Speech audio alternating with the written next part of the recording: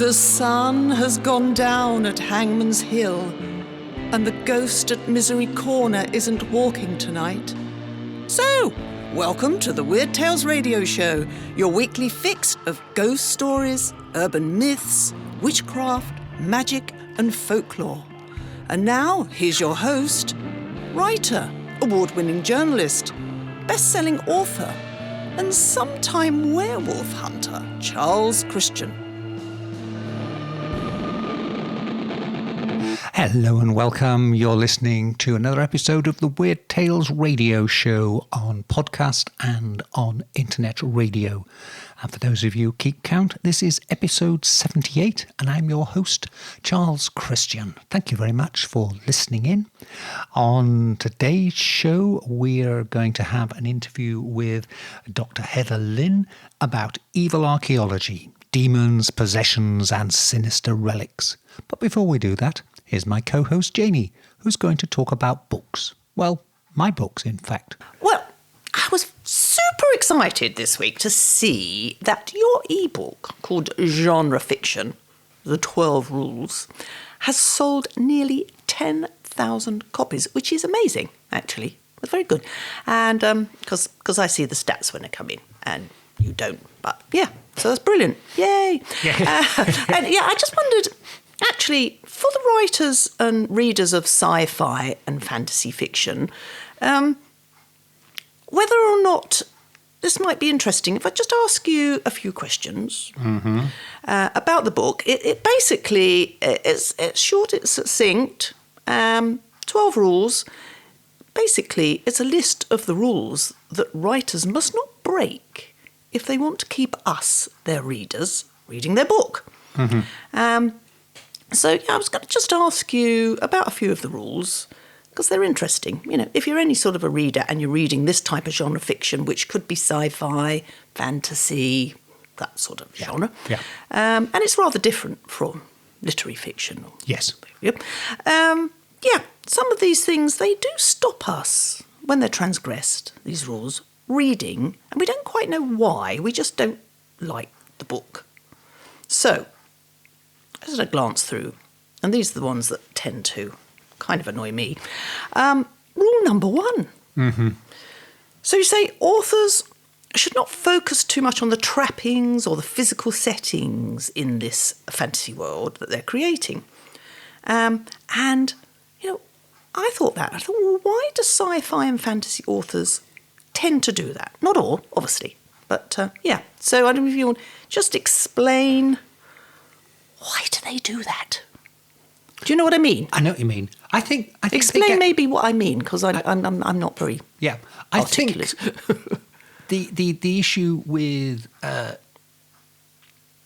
genre type fiction, and I say it can even cover things like historical fiction, is that the authors tend to do a lot of research, and it's particularly bad nowadays. Now we have the internet, so you don't even need to go to a library to do your research, and they just get carried away with all the facts and the information and the details, and it almost becomes a brain dump with them filling out the book with excessive detail of what wallpaper looks like, and what the trees look like, and how people's sort of hairstyles are, and what the weapons are, and what the type of armour is they're wearing, and how spaceship star drives work, and all that kind of stuff. Too much detail. That. And then, as a result, the characters involved, the people, are really just sort of close pegs, and they're just moving around from one bit of technology to another. They're not really real people. And if you don't have real people, you can't empathise with them. You've lost your reader. Yes. You're notorious for that. If you can't... If a character doesn't grasp you in the first few opening pages, they're history. Yeah, I think that's rule number 3 starts to cover that type of subject. And you mentioned cardboard people. and I know exactly what you mean. I don't know if it's a female thing, but back me up here, ladies. Yes, we love the idea of the new gadgets or the strange new world that we could never have thought of, but we want people in it that we can identify with. And you say, they're not kind of just there to wear the clothes or use the gadgets. And if you can't identify with them as real people, again, it loses our interest, doesn't it? Because we can't root for that person if you can't care about that person. You can have all the best gadgets in the world, but it's not really going to keep your interest through the whole book.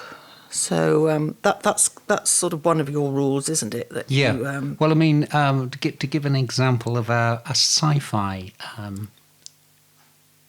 story, James Blish wrote a series of books in the 1950s called Cities in Flight. And basically somebody invented an anti-gravity device called a spin-dizzy drive that allowed entire cities to lift off from Earth and travel through space.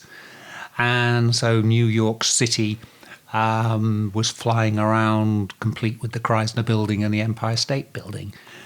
But the key of the stories, and he actually wrote 4 full-length novels, were the people and how they evolved, and the politics and their relationships with other cities. The actual spin-dizzy drive doesn't get a mention really at all. Just somebody invented this wonderful system, and now all the cities are flying, and the story actually starts with people from one city already flying there. You join in halfway through. You don't have the invention of the drive. There's another one, Joe Haldeman's 1974 book, The Forever War, which is all about space-time dilation and the idea that if you're away from Earth for a long time, you may only have aged a few years in subjective years, your own years, but thousands of years may have elapsed on Earth. And again, the technology is rather irrelevant, but it's how somebody copes with the changes in society when they return to Earth for their leave. 2,000 years have changed, and 2,000 years have passed by, and society's completely changed, and the values and morals are changed, and the equivalent of a New England Puritan in the early 17th century suddenly being dropped down in modern New York. They would be completely thrown by. Yes, that's the fascinating bit. Yes, not that it actually could be done. Yeah. But how would we as humans react, adapt? What would we feel? Yeah. Is the interesting bit. Yeah. Yeah, I say, you need a good high concept narrative, the what if scenario to intrigue the readers, such as spin-dizzy drive and cities flying through space.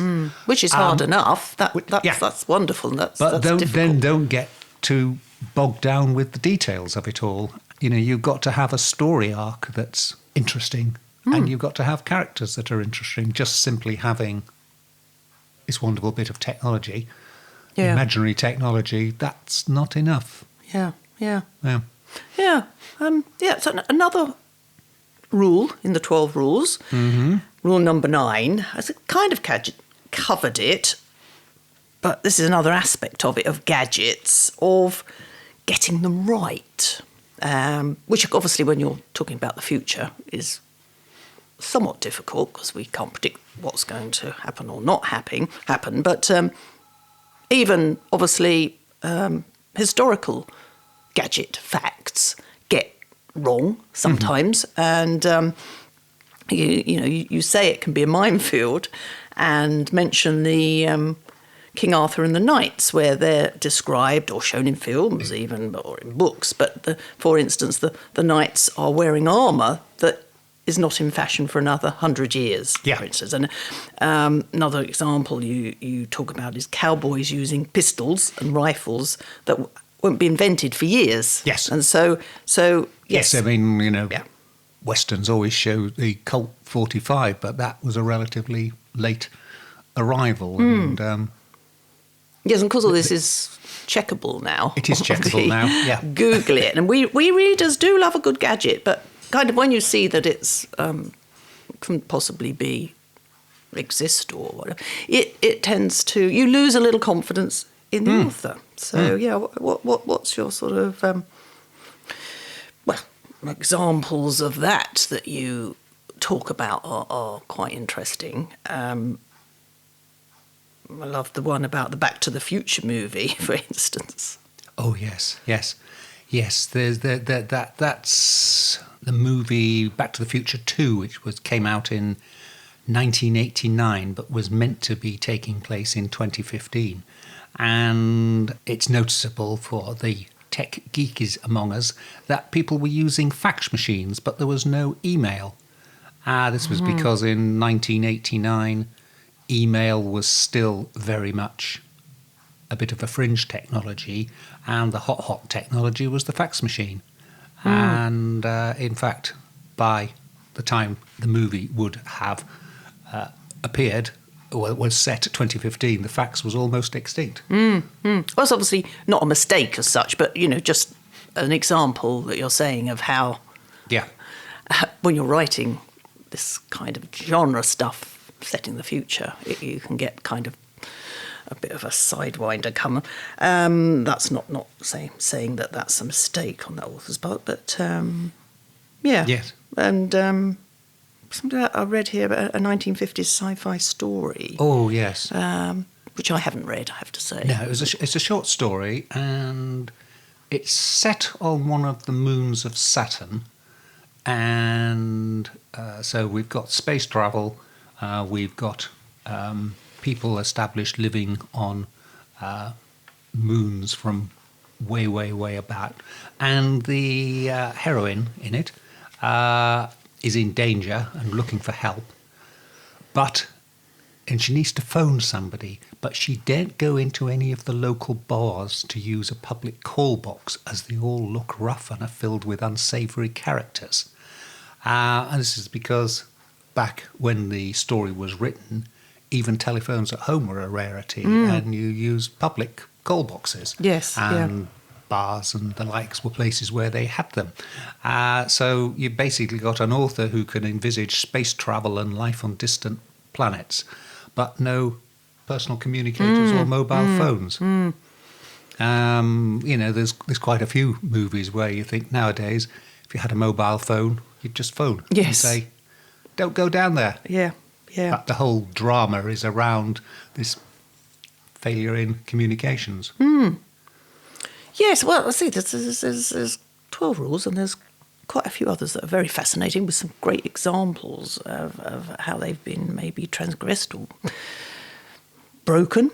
And in fact, I think one of your last rules is be prepared to break the rules, which is kind of difficult to understand. But when you read what you've said, it all becomes clear. So, yeah, that's great. So thanks for that. And if anybody's interested, it's on Amazon, and it's called Genre: Writing, Creating Imaginary Worlds, The 12 Rules. It's called Writing Genre Fiction. Right, thank you. Something like that. Anyway, it's by Charles Christian, and it's very reasonably priced if anybody's interested in, if you're a reader of genre fiction, it's a nice short read, very interesting, and explains a lot. So there you go. Thank you very much, Janie. You're welcome. Although the Romans of the Roman Republic and later the Roman Empire did practice magic, it was not regarded as socially acceptable, so any rituals were always carried out in private, and as a result, very little is known about it, and very little by way of archaeological evidence has come down through the 2,000 centuries ago since Roman sorcerers were practicing. However, my friends on the Ancient Origins website, I do write for them from time to time, they have a report that suggests there could be a breakthrough. It's a result of some recent excavations at Pompeii. That's the Roman city in southern Italy, in the shadow of Mount Vesuvius, which was destroyed along with the neighbouring town of Herculaneum in a disastrous volcanic eruption. Recent archaeological digs have found a number of objects they believe may have been used by a Roman sorcerer who used them in the casting of spells. Massimo Ossana, the director of the Pompeii site, takes up the story and says that the items were found hidden in a room in the Casa del Giardino, or the House of the Garden, which is in Section 5 of the Pompeii Archaeological Park. Now, they'd already found a room containing the remains of 10 men, women and children, and the house was known to have belonged to the Pompeii elite. It was, a substantial building, not one belonging to the lower classes. And the treasure trove's mysterious objects were, says Senor Asana, were originally stored in a wooden box, but this has disintegrated and only its bronze handles remain. What they found in there are glass beads that had been shaped to represent Dionysius, the Roman god of ecstasy, wine and fertility, and there were also small amulets, dolls, bells, fists, a tiny skull, and even miniature phalluses. That's penises to you and me, and some tiny, yes, we mentioned the tiny bells already. And it's thought they would have belonged to the villa's slaves or servants because there was no gold or precious items in the hoard. So it's thought it was one of the family's servants or slaves rather than the owners of the house.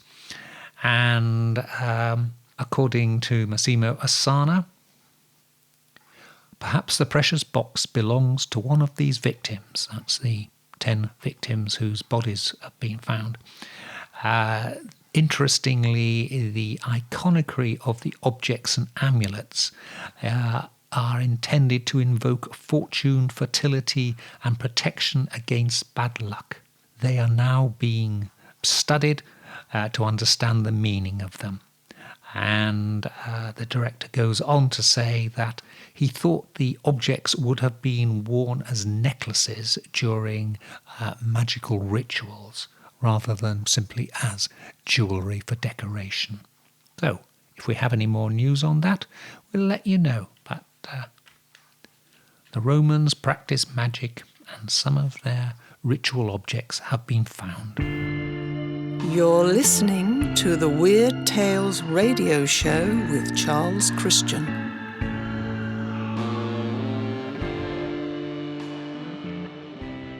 It's my great pleasure to be talking to Dr. Heather Lynn, who describes herself as a professional historian and renegade archaeologist. So, obviously, that is such a great byline. Explain more about the renegade archaeology. Well, as a renegade, I guess I consider myself thinking outside of the box, for lack of a better cliche. I didn't continue to follow the vocational path of traditional academia. So what I ended up doing was leaving to explore sort of fringe ideas, or what some people call pseudo-archaeology. I do that, though, in a way that I hope to do justice to the topics by looking at them through a truly academic lens and giving them a fair shake. So, I've gotten a lot of sort of blowback from the mainstream, some of my colleagues who say that I've gone to the dark side and don't understand quite what I'm doing or why I'm doing this.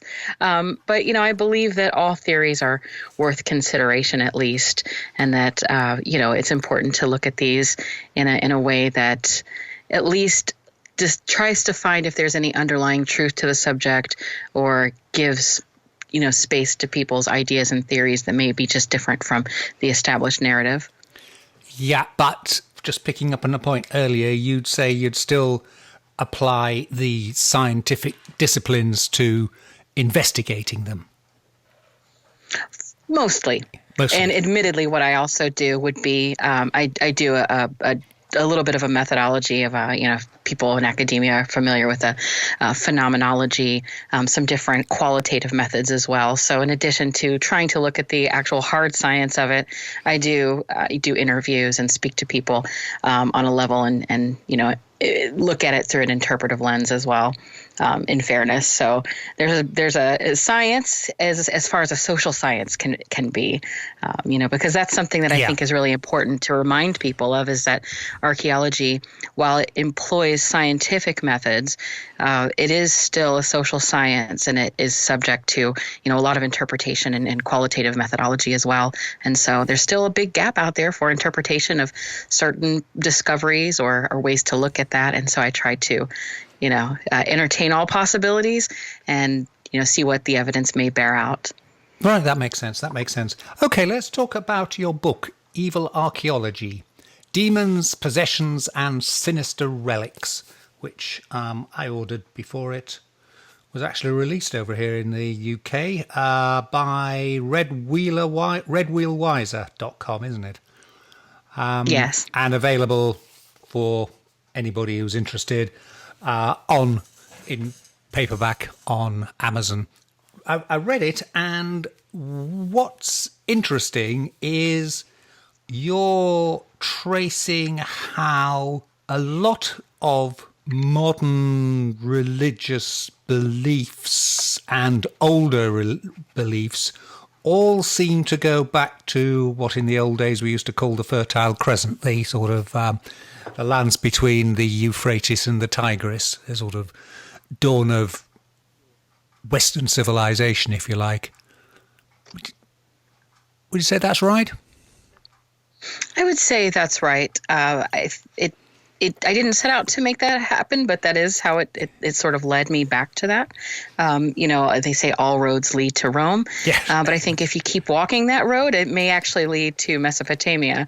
So it's one of the, more interesting parts of my discovery in this process, that some of the creatures, the demonic figures, or even some of the stereotypes that we employ in popular culture or entertainment media is something that, while we may think it's of a Christian origin or something Abrahamic or even modern, a lot of it can be traced back to that point in time about 4,000 years ago. And that to me was, quite fascinating. And, there's a lot still to discover about the Sumerians, and a lot of their written records are available for discovery and interpretation. And there's just so many, yet there's not enough people in academia currently able to study them all, just because of the sheer quantity of cuneiform tablets available. And so there's a wealth of information out there. And as I start, looking into it further, I find some really amazing documents found in the British Museum. Most of them are medical texts that prescribe different concoctions, potions, pills, and even exorcisms. And that was something that I found to be quite amazing, because they lay out the exact detail of those exorcisms and what the patient would expect to, encounter, and what the priest should do. And while some of it was strange, very admittedly strange, or even archaic, other parts of those descriptions sounded strangely familiar to people who may have been fans of the movie The Exorcist, or a lot of those films that depict exorcism as we know it, where the priest is demanding that the demon, gives him his name or calls out, and so there's a lot of these similarities, and so I think that's really important and an overlooked part of this as well. Yeah. Were there any other aspects of your research I mean, what was the thinking behind the book when you first sat down and said, "I've got an idea for a book"? How did that come about? Because it does sound as if some of the findings were not what you were expecting to find when you first started on that particular route of research. Yes, that's a lot of times how it is, I guess. If you start a project, you never really know how it'll turn out. But so I didn't have a clear path. I didn't have expectations. I was just sort of open to the possibilities of whatever I may find. What inspired me initially was, strangely, the movie The Exorcist. The beginning scene from both the book and the movie, it starts in Iraq at an archaeological excavation. And at that site, a priest archaeologist feels a wind blowing, and it foreshadows the arrival of Pazuzu, the demon of southwestern wind and bearer of storms and droughts in ancient Mesopotamia. And that is incidentally, that's the demon that's featured on the cover of the book.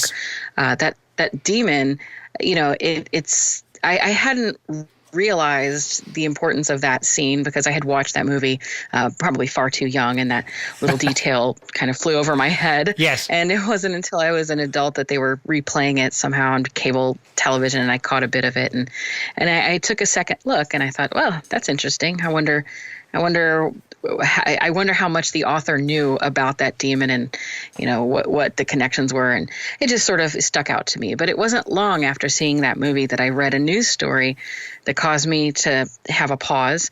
It was a news story out of Clemens, North Carolina. Some sheriff's deputies raided a home in suburbia and discovered the remains of two men that had been missing for quite a number of years. And at first, it just sounded like a clearly terrible story until I heard that the perpetrator was named Pazuzu. And then I thought, wait, what? I just remembered Pazuzu in that thought. And I thought, surely this isn't right. And so I found that the person responsible for these murders and the cannibalism subsequently, his name was John Lawson, but he had legally changed it to Pazuzu. And then I thought, okay, that's strange. And so he would go on. I looked into it a little further. I found out that he went on to recruit sort of a brotherhood of disenfranchised people. And they would go on to torture and murder and then cannibalize local strangers and then bury them in the backyard.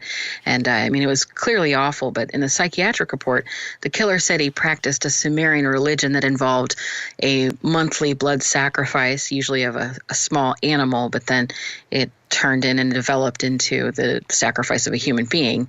He said he'd have to do this ritual during what he called the Black Moon in order to appease the Sumerian demons and honor Pazuzu.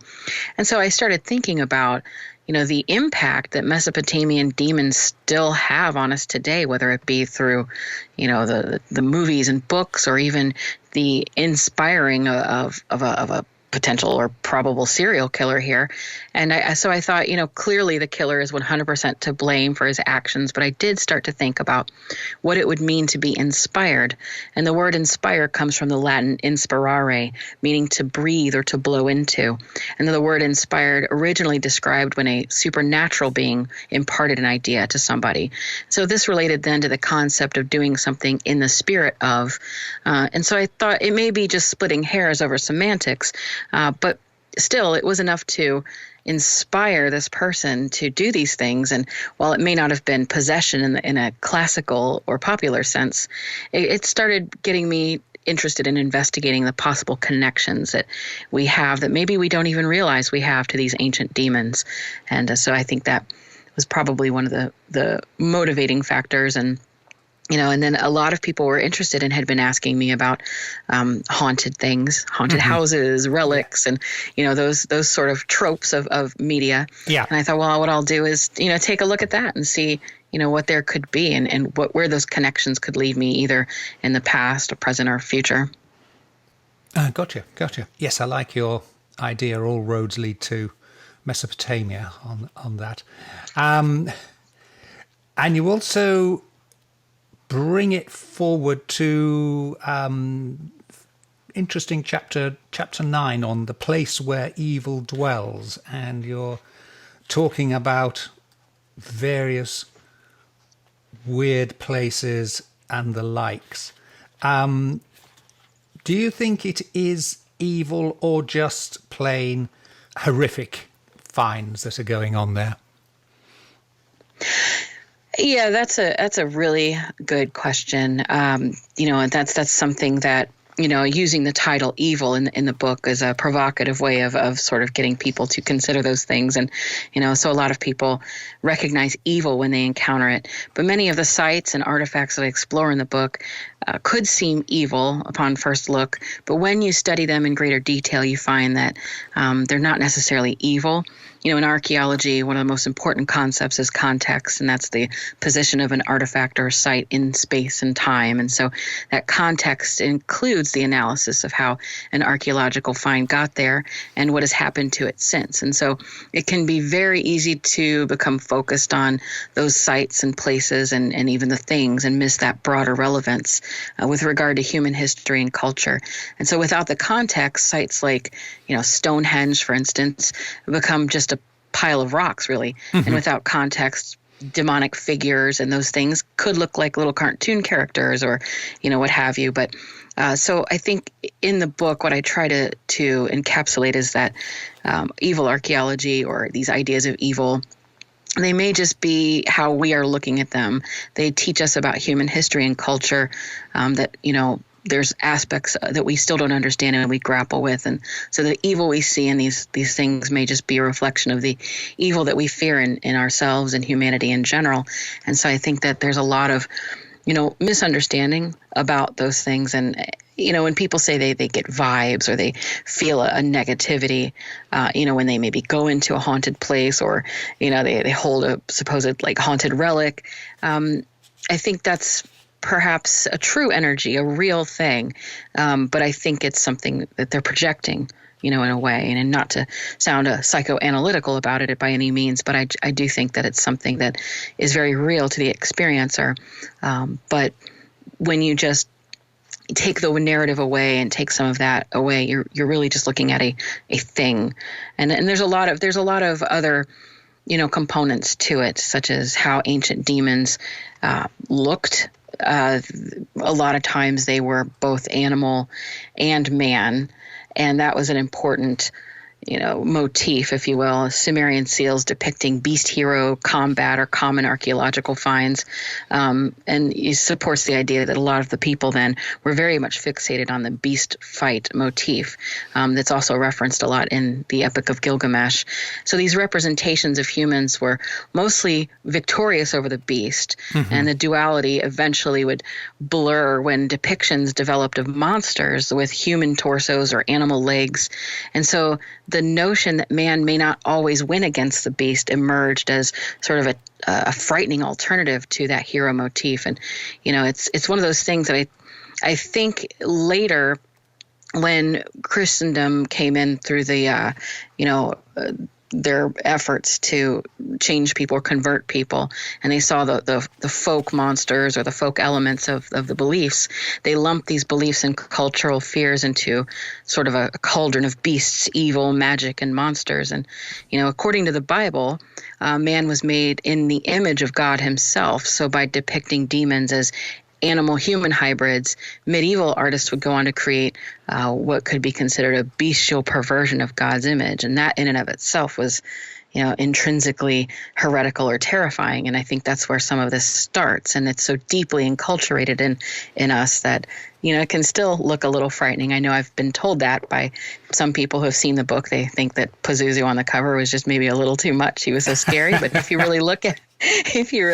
him, I mean, he doesn't look that bad. It's just, no. I think we imbue that into the things that we see. We bring that with us and sort of project onto things.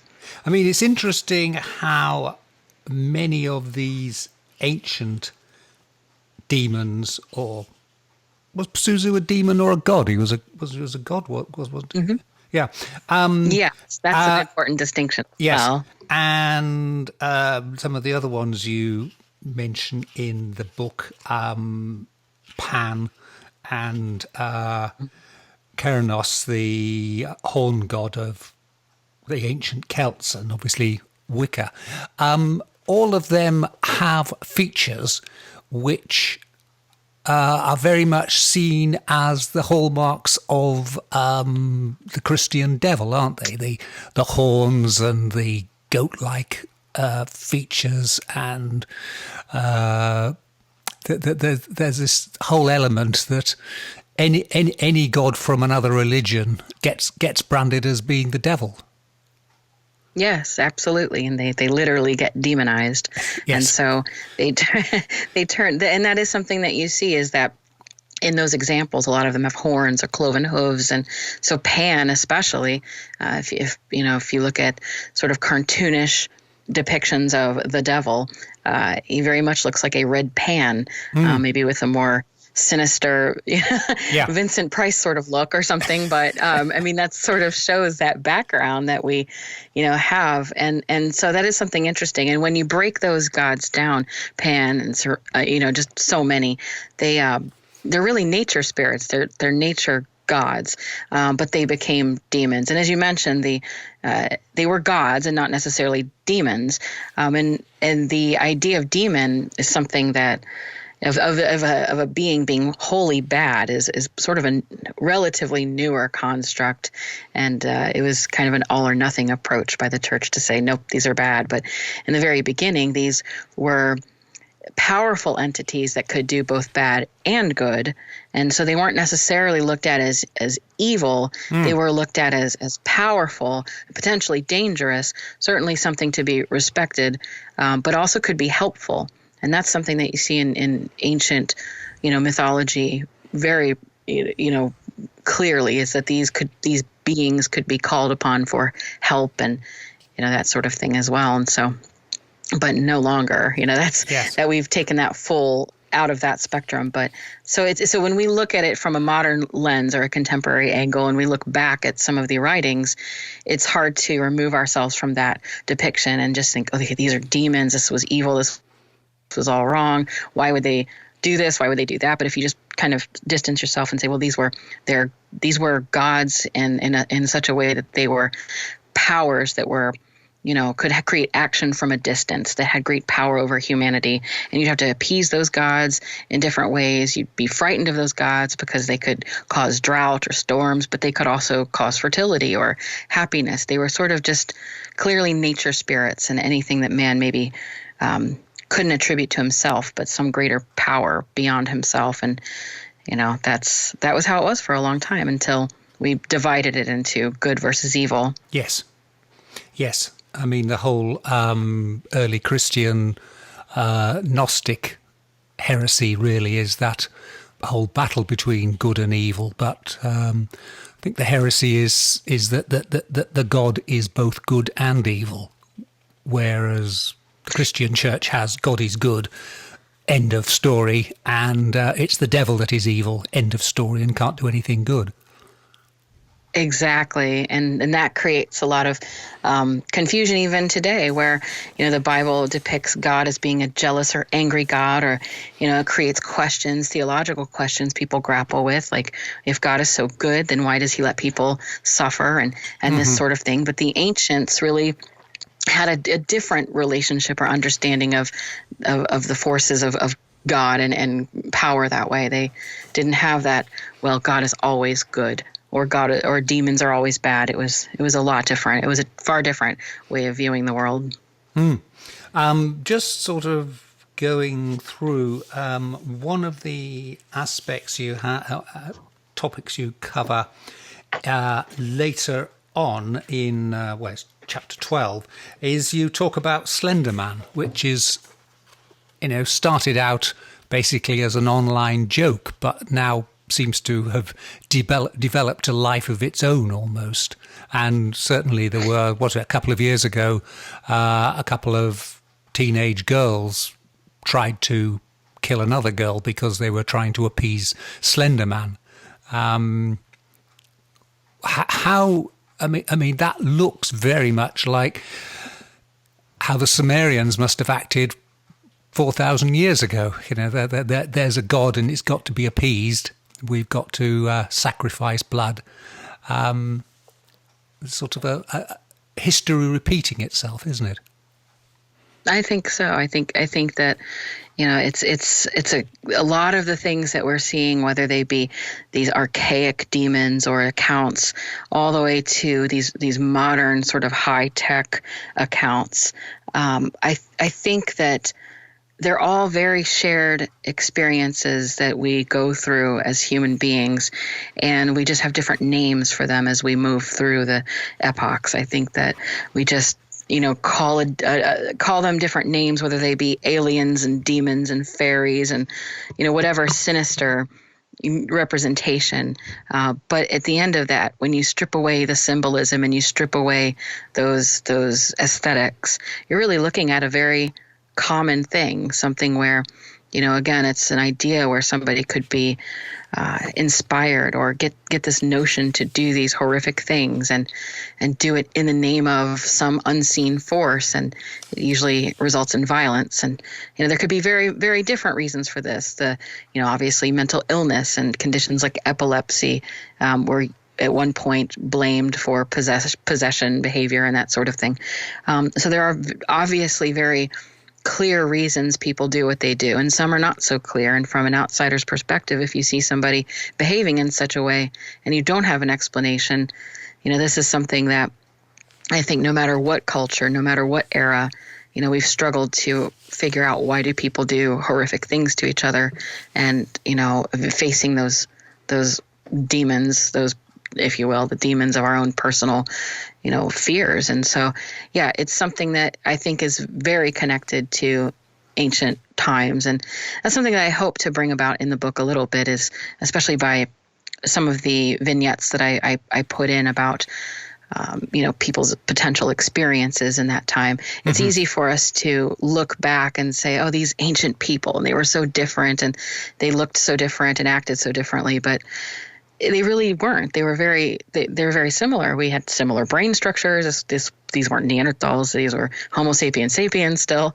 So we had very complex thinking and relationships, and we grappled with the same problems. We may have had different technology or styles or aesthetics, but we had very similar experiences, same that we continue now. And I think that's an important point that shouldn't be lost in the depictions of archaeology, especially when we see it often as just dust and pot shards, and that's not how it was. You see that a lot in movies. You see where they show ancient Greeks walking around, and they're walking around in ruins of yes. gray or white marble, and it's like, it wasn't like that back then. But yes. It's a bit like medieval churches, where, well, the Romans as well, where they were heavily painted inside, and most of that's been cleaned away. And say the white marble statues, they were gaudily painted. Yes.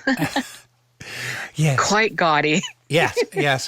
I'm trying to remember the name. It was a church I once visited in Brittany, and that still had the old painting inside, and it was sort of like candy stripes round the pillars and everything, just painted on. And and the murals everywhere, which again were almost cartoon-like, of people being tortured and that. Yeah.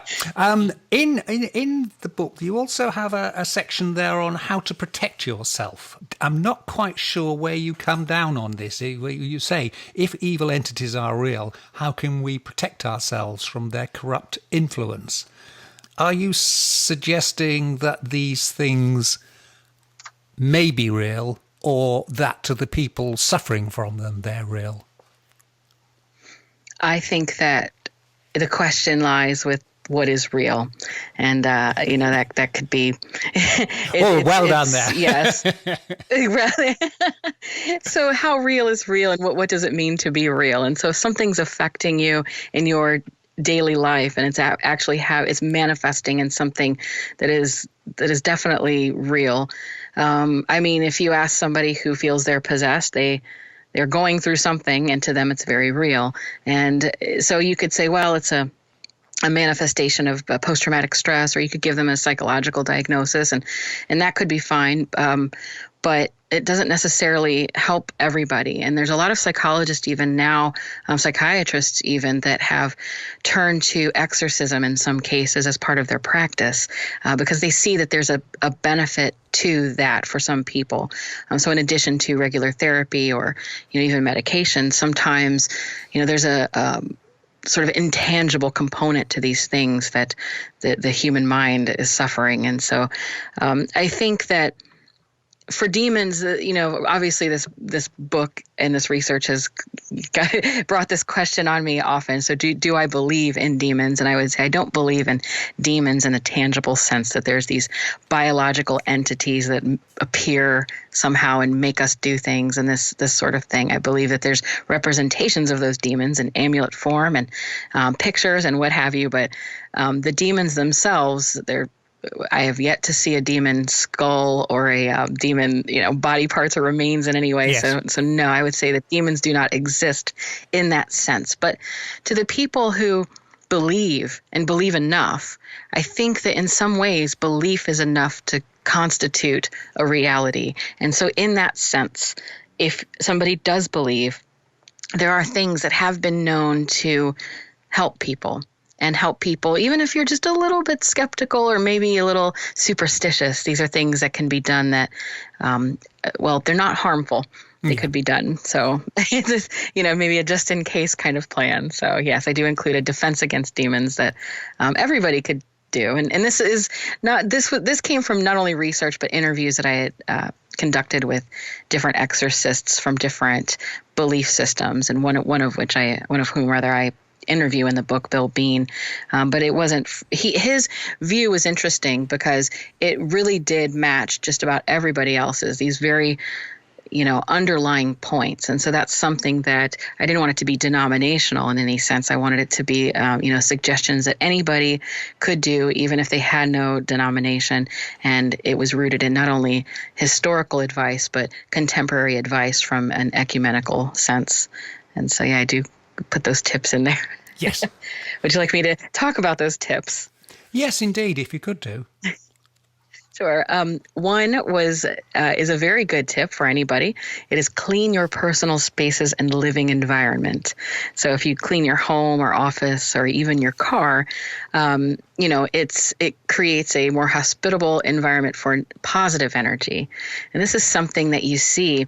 And if you really analyze this, it's very interesting. You see this in ancient texts as well as modern day accounts of people who are going through some sort of spiritual attack of a negative form. And that could be what's called oppression or obsession or possession. There's all these different ways that exorcists coin different phases of this sort of evil attack. Yeah. And something that you find is that a lot of times around the people who are possessed or having these problems, they have a very unclean or untidy environment. And the worse they're being attacked, the dirtier their environment and they actually become. And it's interesting because, some of the issues associated with this on a more medical or psychological basis would be things like depression or mental illness. When you get into negative places, even if it's not necessarily spiritual, it's quickly, you can spiral into a bad place if you don't at least have showers or, clean your surroundings. And so, to protect yourself is to basically make your environment friendly, happy, clean, and tidy. And, and then you can add things in your home that can create a spiritual feeling for you, a positive spiritual feeling. So whatever that may be, if you're Christian, you can have a cross or something. But if you're not Christian and you have a different belief, it could be anything. It could be pictures of your family and pets, something that makes you happy, a movie poster of a really happy, great movie or something. But put around you things that put you in a better mood. Yeah. And so, and so these are small tips that I think are important for just anybody. And I think that's something that if you really think about it, it's this idea that the exorcist Bill Bean, who I interviewed, called being in warrior mode, where you're kind of vigilant against the negative forces.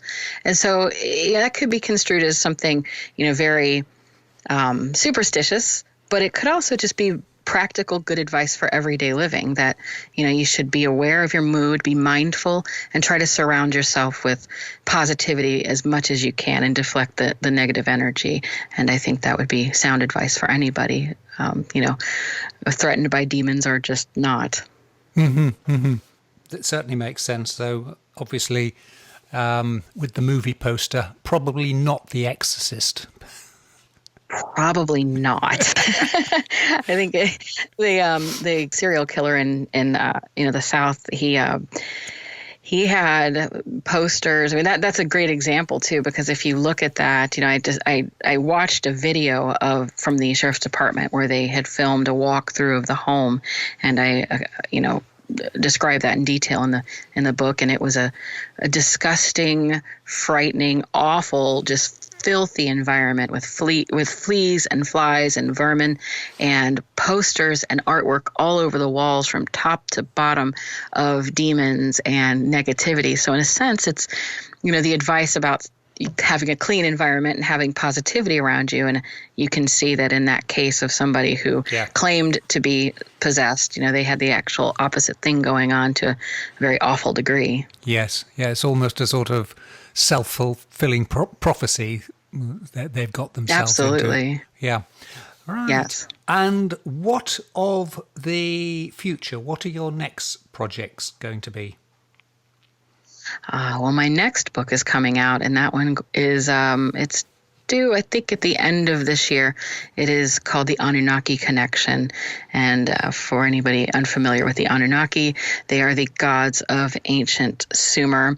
And they're a little controversial these days. Some people credit them with building civilization or even genetically engineering man. So sort of some of that ancient alien theory. Mm-hmm. And so in the Anunnaki Connection, I do a similar treatment and looking back at how those Anunnaki gods have influenced the gods that we know today as, the Titans or just the connections that they have throughout all of mythology. And then I also question those possibilities of their supposed involvement in human affairs and, try to identify where they may have come from. Some people say outer space. I propose a different look at that and sort of link it to a global catastrophe. And people coming in from a different region into Mesopotamia who had a knowledge of agrarian technology, and they spread that to the hunter-gatherers. And so I kind of offer an alternative to what some people are familiar with now with the Zecharia Sitchin point of view. Yeah. I offer an analysis of that, and and then some fun, interesting things that you don't really hear of a lot about the Anunnaki, because so many people want to link them to just outer space, but they don't really look at some of the clear things that are written about them, like what did they eat? There's actually recipes that the gods ate and things they demanded that the people cook for them, and what kind of stews and sauces, and so, what did they look like? What did they wear? They were quite picky. And so I put in a lot of interesting little bits that we don't often get to know about the Anunnaki. And so that's what I'm currently, going to be out there with in maybe a few months or so. We'll see. Right. Is the goddess Inanna one of the Anunnaki or not? Yes. She is. Well, yes. Or and that's another thing I describe in the book too, is that the Anunnaki is sort of a catch-all. Yeah. And there's a lot of Anunnaki, but there were also differences within the pantheon as well. And so, but yes, she was very important, very, very important. Right. Well, Dr. Heather, thank you ever so much for your time. That was brilliant. Thank you for having me. It was a real pleasure, and I really appreciate the opportunity to share my work.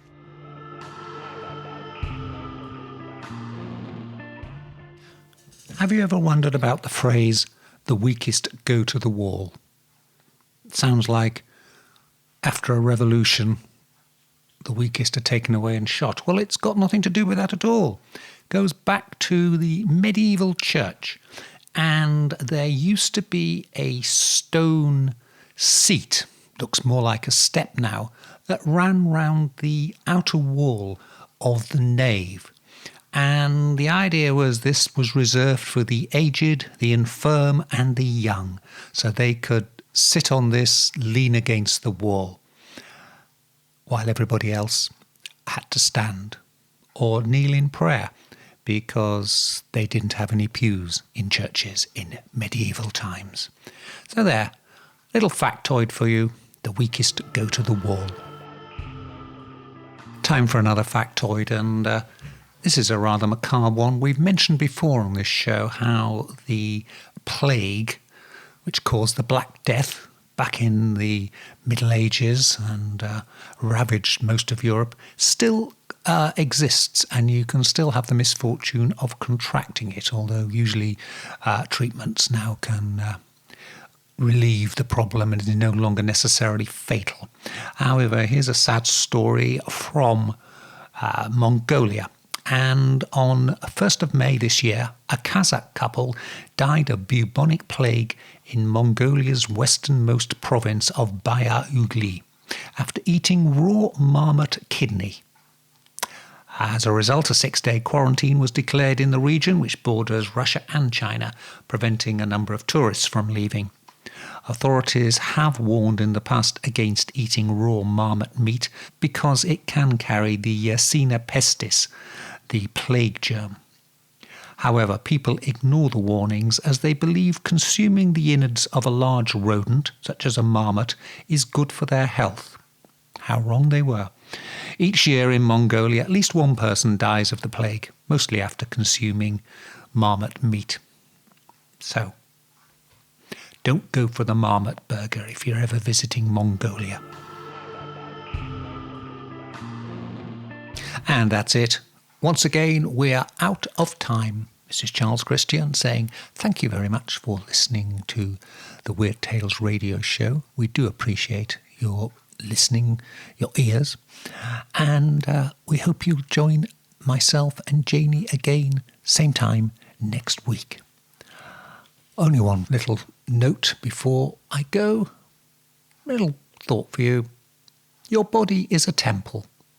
And if it's anything like mine, it's ancient and crumbling, and probably cursed or haunted. Stay well, stay weird. Good night. Black Shuck, the demon dog of East Anglia, is baying at the moon, which means it's time for us to go. You've been listening to the Weird Tales radio show with Charles Christian, your weekly fix of ghost stories, urban myths, witchcraft, magic and folklore.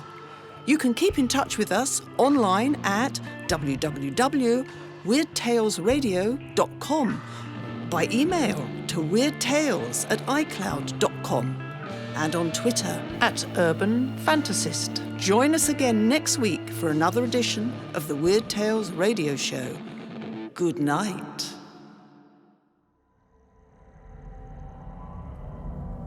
This podcast is a part of Straight Up Strange Productions. Discover more shows like this one at straightupstrange.com.